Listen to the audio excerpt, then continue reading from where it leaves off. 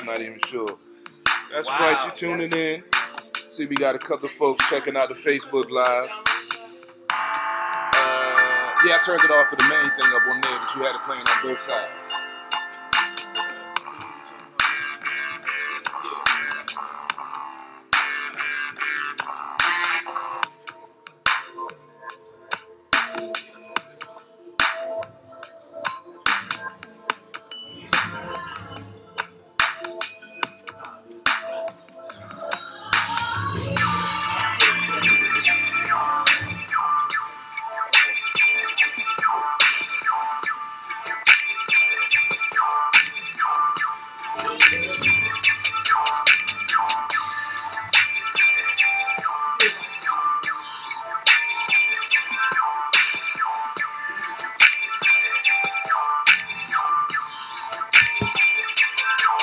Stay tuned. The Keys of Victory, DC Sports, and more coming at 12:30. Stay tuned. We're now rocking with Beats by CP3, Sports on the Hill podcast with Martini, 725 Katy Drive. Make sure y'all come out. It's a cold, rainy day. Come get some cold drinks, some hot food, and chill with some good football fans. Coming to you live in about 10 minutes. Stay tuned.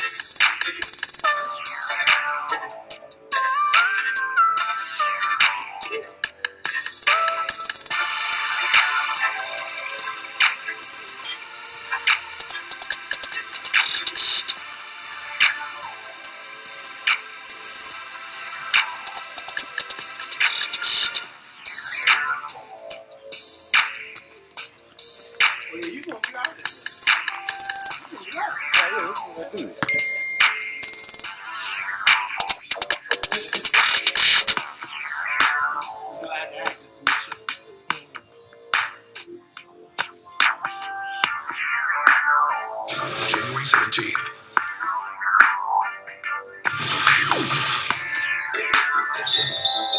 Hey, save it for the game. We're not animals. Not me, anyway. Fortunately, I learned animal sign language.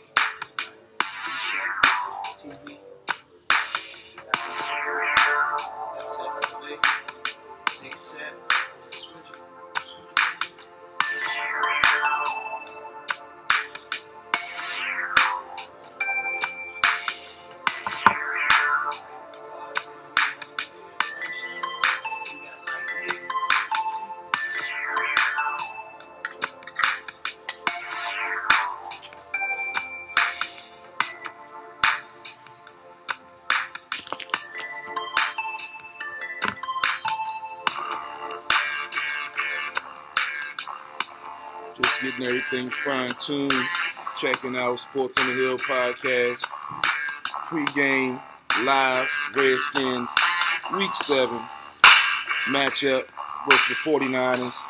We definitely going to break it down. We're going to talk some Wizards. We're going to talk some Nationals. We're going to definitely talk Redskins. But stay tuned. We'll be back in about 5-10 minutes doing our thing, baby.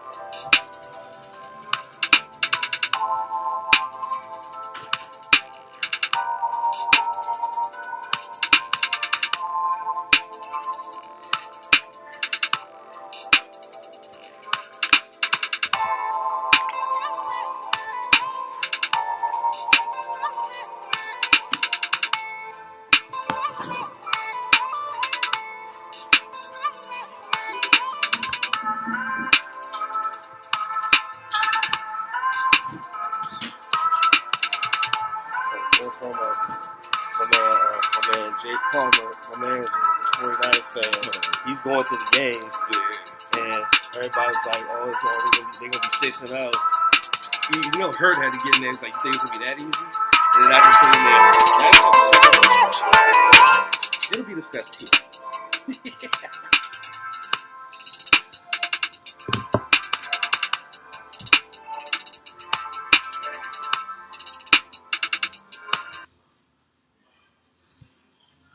Got some good tracks there, my friend. Hey. What's going on, people?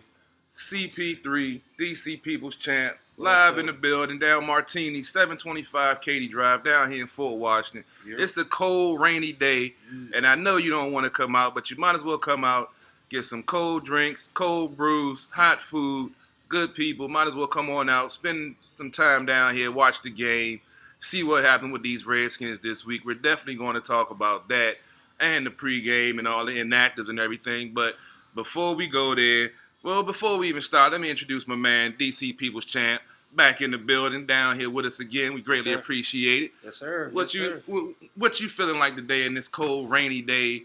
You know, you get that old school football feel. We'll do a quick precursor to this game. Oh, you talking about football? I was getting ready to cuss out all the drivers on the road. I'm driving all the way from Reston, and these people drive like scared rabbits. It's like, if you don't want to drive in the rain, stay off the road. Hey, man, you know these folks in this area can't drive in the sun. So let alone can't drive in the rain. But speaking of the football game, like this is one of those classic situations. It is a constant downpour. You know the field's going to be nasty. It is a chill in the air. So you know that the premise and the focus is going to be on running the football. And when we get into more talk of the Redskins, I actually went and did research for this week, my appearance here this week, and I have stats that have to do with the 49ers and what they've done so far this season. Don't give them too much. We're going to get into the Redskins. Don't give them too much. I'm just saying. I'm going to explain later on why the 49ers are 5-0 and it's not an accident. Just saying. No doubt.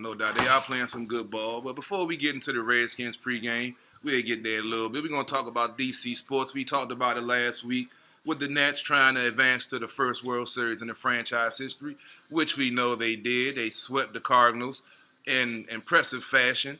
Last night, we finally saw who the Nationals will be facing, with the Astros defeating the Yankees in a dramatic walk-off fashion with Jose Altuve hitting a solo home run to advance them in the World Series after the Yankees had tied the game up in the top of the ninth, looking to force extra innings, but Mr. Altuve showed improved why he's one of the best players in the league. World Series will start on Tuesday.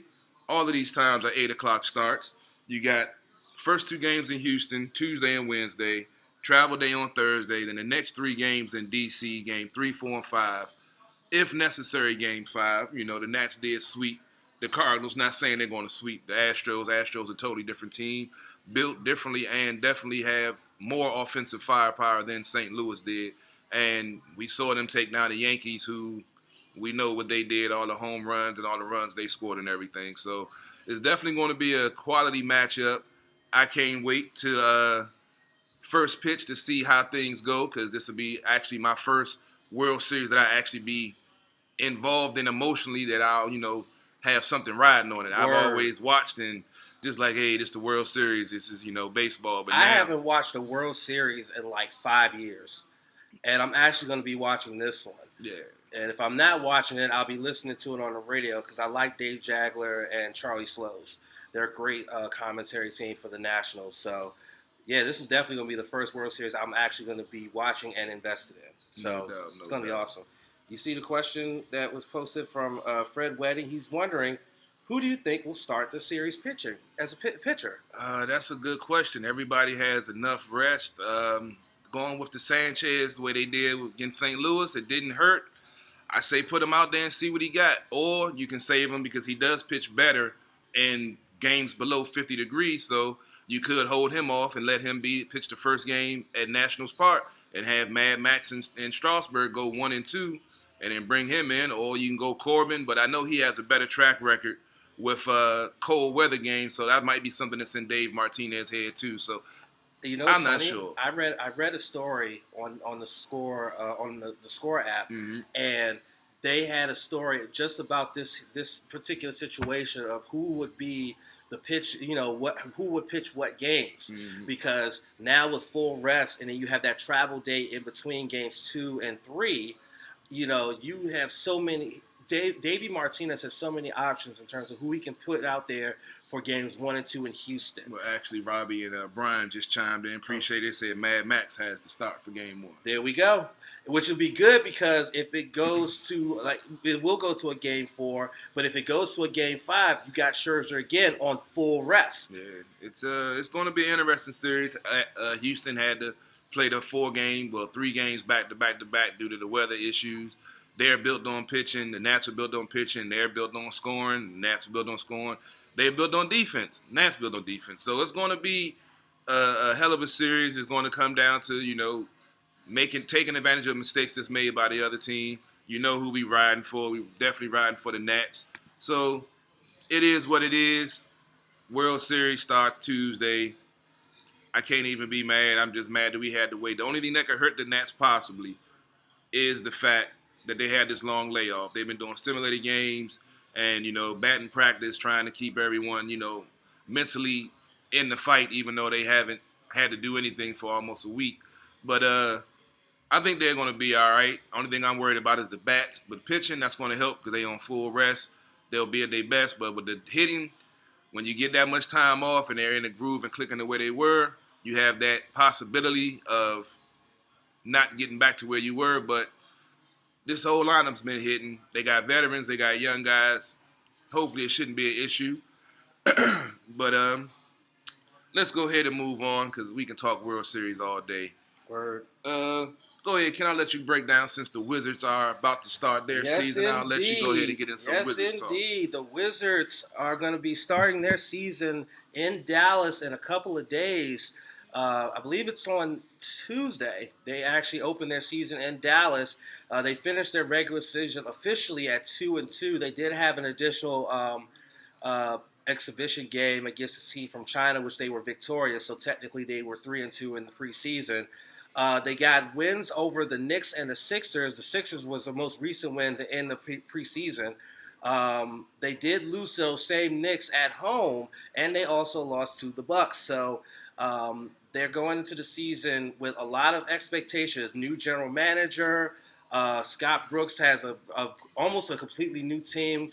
They just re-signed Bradley Beal to a 2-year, $72 million max extension, which includes a player option for 2022, which means that Bradley Beal is basically a Wizard until 2022 if he decides to decline the option, or 2023 if he takes the option. So he's in it for the long haul, and that is awesome. And he's going to be needed this year to lead this team because, of course, Wall's going to be out. He's pretty much going to be out the season, recovering from Achilles surgery after he tore his Achilles late last season. So he's going to be a big part of this team. Rui Hachimura playing in the front court with Thomas Bryant. It seems like they have, and Ric Flair is on the screen in Atlanta. I love it. Sorry, that was a wrestling fan of me. Sorry. Rui Hachimura and Thomas Bryant in the front court. They look like they have some 3-point shooters. It's just going to be. This could be the season where the Wizards could potentially have their first 50-win season since the 70s when they last won the NBA championship. They have all the pieces.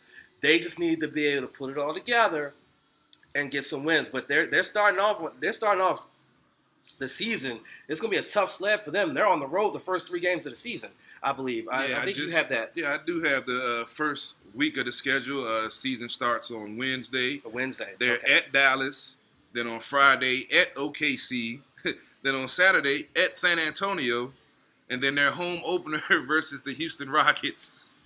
The following Wednesday, the 30th. Yeah, it's day before Halloween. So look at that. The first 3 games of the season. That's a rough start. It is a rough start. 2 of the 3 in Texas and 1 against OKC and former MVP Russell Westbrook. And then you got to come home finally and have to face Houston with that revamped lineup, it's not going to be easy start for the Wizards, but I think they're going to do well this year. They're not. It's not going to be a bad season. They're going to do well. I would love to see them do 50 wins this year, but I think they're going to do well. Well, a quick question about this extension. Now, we know the John Wall contract that makes him damn near impossible to trade. So now you've locked Bill down with this max, super max, whatever, $1 billion deal the way the NBA is now. Does that mean that they feel they can have these two going forward and they can lead this team? Or does that mean because that's going to handcuff them with the salary cap where they won't be able to bring in anybody else and somebody's going to have to go? I think that they're in a position where they can they have these two guys for the long haul. And shout out to Robbie G, who's watching us now. He just mentioned that after this extension is done in either 2022 or 2023, if he signs his 5-year supermax, it will be the biggest contract ever. So I don't think it handcuffs the team. I don't think they make that deal if they feel it would handcuff them. So I think they made that deal knowing that, number one, they've locked in their two faces of this franchise for long term, Wall and Beal. And so now they can build around it. You got Rui Hachimura, who's an awesome forward, playing in that front court with a young Thomas Bryant, who's coming into his second or third season and has been playing well. I mean, that front court is new look for the most part. The back court is going to be different without Wall being there, but you still have Bill back there. I think that this team is set for good things. They just got to be able to put it all together, basically. We've heard that story for a while. I always say they need to play defense and have a quality big man that can actually have a low post game. Big facts. And, you all know I'm not a big NBA guy, but I still watch. We got the great round table with Robbie G, Brian, Brennan, and Tim and all the guys of room. So I get some pointers from those guys and listen up to what they be talking about. But it's going to be interesting to see, especially with Wall being out again for another season. And then you have to think about how is that going to factor in when he does come back, if the team has chemistry and they do get a 50-win season and, make a nice playoff run without him. It could be one of two ways. It can be a smooth transition for him to come back, for him to see that he can be an addition to the team and take him to the next level, or he can come in and they don't have the same chemistry and then what they had falters. I don't know what's going to happen, but stay tuned for Wizards Talk coming soon on Sports on the Hill podcast. Here. Well, we got about 18 minutes till kickoff, so I guess we'll go ahead and get into some Redskins talk. We got real quick, because remember, Sports on the Hill podcast covers all DC sports, and another championship is going to elude the city of DC this year. Unfortunately, the DC United, in their quest to try to win the MLS Cup, basically went out in a whimper last night to Toronto by a score of 5-1. It went to extra time after Lucas Rodriguez scored a goal in the 93rd minute to tie it up at 1. But then in the 13-minute extra time period, Toronto put up 4 goals in that 13-minute time period to pretty much send DC home and send Wayne Rooney back to England, because before the season started, Wayne did announce that this would be his last season in the MLS. He's going back home to England. So he had a good run here, his short run here in MLS and with the DC United, but it ends basically in a whimper. Toronto FC now moves on into the Eastern Conference semifinals, where they will be facing New York City FC for a chance to move on to the Eastern Conference finals. So again, DC United, that was another chance for another championship to come home. Didn't happen. Hopefully next year it will. I mean, not having Wayne Rooney is going to be a big loss. He was definitely a spark for that team.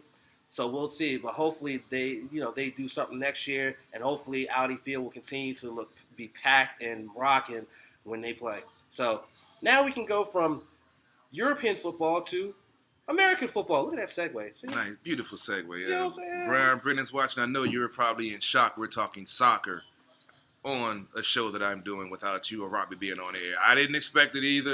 It happened.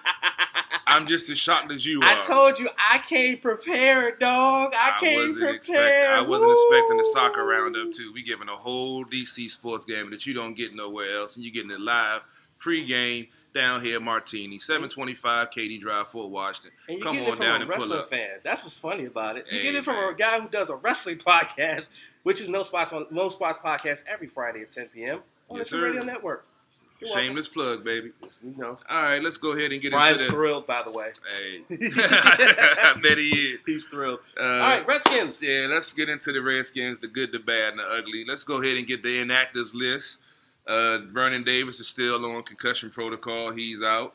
DeShazer Everett, he's still out. Josh Harvey Clemens, Wes Martin, Colt McCoy. Josh Norman is out with I believe a hand and thigh injury, and Chris Thompson is out. Those two surprised me because I had no idea how hurt Josh Norman really was. But the fact that he's inactive, that shocks me. And Chris Thompson being inactive really shocks me. Like, he must be going through concussion protocol or something, because there's no way you would have him as a healthy scratch in a game where you need to run the football and do short intermediate passing to win. He's definitely got a healthy scratch. We saw he got his bell rung last week, and he was out. So, I mean, it's definitely going to be next man up. You got AP putting in work like he did last week, 28 carries, 113 yards. It's definitely going to be a ground game with the weather as it is. It's going to be a hard-hitting defensive game. We know the 49ers defense, what it's been doing so far. The Redskins defense, we don't really know what's what because we haven't seen a whole game out of these folks. We saw 3 quarters last week. We saw 2 quarters the week before. So hopefully they can get the momentum and get a whole game out of the team this week, and you can have a good football game. I'm not doing any predictions this week. That was a one-time thing. It had to be done. I doubt if I do it again, I might guarantee a victory if we need it, but I think it's going to be an interesting game. So go ahead and go over some of the stats. It's interesting that you had mentioned about running the football and what the 49ers have done on defense. Let's look at their offense. Okay, Kyle Shanahan's the head coach, former OC here in D.C., so you know that he has a good offensive mind. He's also the OC in Atlanta before their run to the Super Bowl where they choked and everything like that. But we're not going to get into that. Right now, the 49ers, they're not 5-0 by accident. They're not 5-0 by accident. Matter of fact, to them, this is a trap game because they're going up against a one-win team, and they're undefeated. So this is a classic trap game. But the reason why they're 5-0 is not an accident. They have the third best offense in the league. They average 408 yards a game, and they put up almost 30 points a game. That's astonishing. And part of the reason why their offense is so good is the run game. They have the second best rushing offense in the league, averaging almost 180 yards a game. And on a day like today, where it's pouring down raining, it is cold, the field is going to be a mess. This is one of those days where you have to have an offense that can travel. And right now, the 49ers have that. And then for the Redskins to be successful, they have to run the football. Only problem is, on the other side of the ball, is the 6th best rushing defense in the league. They only give up 87 yards a game. So, and they are actually top pass defense. They only give up 150 yards passing. And I guess that would help when you have Richard Sherman back there as a part of your defensive backcourt. So overall, they have the second best defense in the league, only giving up 237 yards a game and only giving up close to 13 points a game. For the Redskins to win this game, they have to be over perfect. Over perfect. They have to be able to run against this rush defense that's 6th best in the league. They got to be able to throw the ball against the top-ranked pass defense. They got to be able to stop the second best rushing offense in the league. Their pass offense is not that good. They're 21st. They only put up 228 yards in the air. So that's one thing you don't have to really worry too much about, but don't sleep on it because Garoppolo can do some things. Yeah, it's definitely going to be an uphill battle, especially hearing all of those stats. I hadn't looked into the 49ers that deeply, but yeah, they're definitely playing some good ball. We saw what they did to the Rams. They're 5-0 for a reason. I mean, like you said, the Redskins going to have to play a perfect game, mistake-free, and we know we haven't seen that with the penalty situation. And with the weather conditions, I'm just hoping for a good quality game that doesn't turn into an embarrassment like we saw on Monday Night Football versus Chicago. They're going to be in the game any given Sunday. Any team can get beat, but it's a telling sign again with Chris Thompson being inactive. Basically, you're going to have 2 bruising running backs in the game with Smallwood and with AP.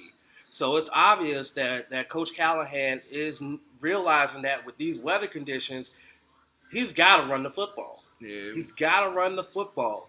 You they can't put it definitely on. gonna. You can't put it on Case.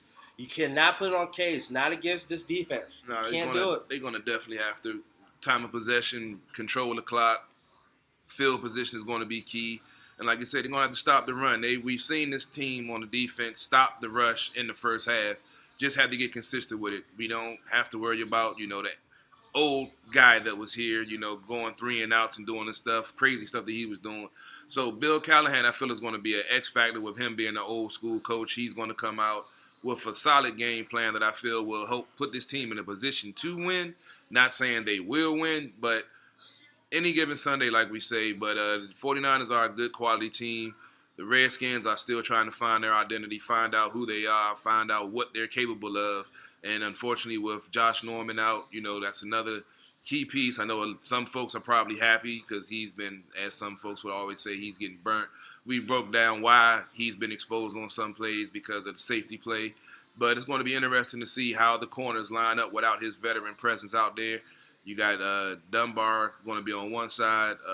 I'm not even sure it's going to be on the other side, but we'll see when the starting lineups come It'll out. probably be Fabian Moreau most likely on the other side in the DBs. But real quick, shout out to my man LNS Patrick. He said that they brought in a fullback, so he's running the football. So we're gonna be seeing some I formation. I was going to mention that because being with the tight end situation, being they're so limited on tight ends right now, that they had no choice but to bring in a fullback that can, hopefully, if needed, catch the ball out the backfield to try to alleviate some of the pressure that they're going to put an 8 men in the box, knowing that the Redskins are going to try to run.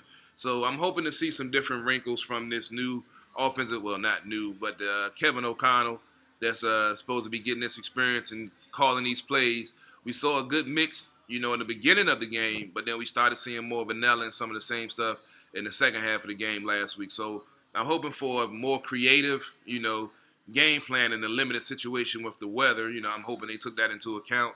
So it's definitely going to be a matchup. That's the Redskins. If they do win this game, it would be definitely a shock to the world and a shock to Redskins Nation, I know. But I just say to sit back, grab a cold beverage, some hot food, and watch and see what happens. Or you can come down here and do that. You can definitely come down here. 725 Katy Drive, Martini's. My folks about to pull up now. We're going to be in here grubbing, having some nice cold drinks, and watching some football. So come on down. Check us out. We're going to be doing the post-game live right after the game. Tune back in. No telling who else might be down here. We're going to break it down, the good, the bad, the ugly, win, lose, or draw. We always going to bring it to you live. CP3 down here at Martini's with DC People's Champ. We'll holler at y'all later on. Enjoy the game. Hail to the Redskins. And we holler at you later. Peace.